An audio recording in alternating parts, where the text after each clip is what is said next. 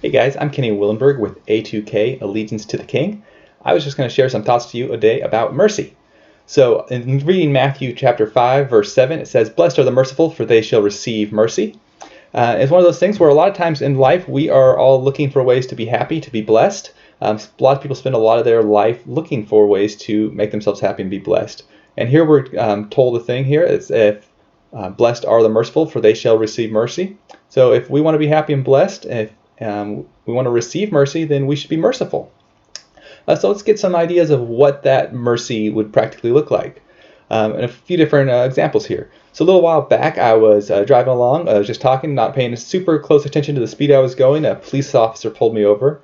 Said I was going too fast. He, after a little bit of looking around and stuff, he asked me if I knew what mercy was. I said I did, and he asked me to give him a layman's definition of mercy. And I said I thought it was not receiving the consequences or penalty that is deserved. He liked that answer. He said that was a pretty good definition, and he ended up letting me go without getting a citation. Just told me to be a little more careful. So I was very appreciative to have received the mercy from him.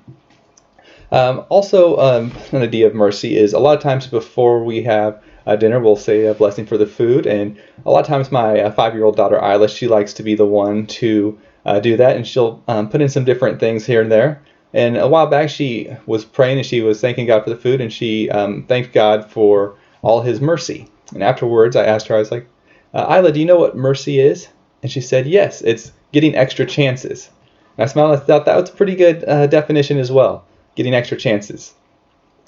Now there's other ways that mercy can look like as well. And I wanted to look at the parable of the Good Samaritan and look at an example of mercy and compassion. So we're going to look at Luke chapter 10, verses 25 through 37. We start off, "And a lawyer stood up and put him to the test, saying, 'Teacher, what shall I do to inherit eternal life?' And he said to him, 'What is written in the law? How do you read it?' He said, 'You shall love the Lord your God with all your heart, with all your soul, and with all your strength, and with all your mind, and with your love your neighbor as yourself.' And he said to him, 'You have answered correctly. Do this, and you will live.' But wishing to justify himself, he said to Jesus, 'And who is my neighbor?' Jesus replied and said, 'A man was going down from Jerusalem to Jericho, and fell among robbers, and they stripped him and beat him, and went away, leaving him half dead. And by chance a priest was going down that road, and when he saw him, he passed by on the other side. Likewise a Levite also, and when he came to the place and saw him, passed by on the other side. But a Samaritan who was on a journey came upon him, and when he saw him, he felt compassion.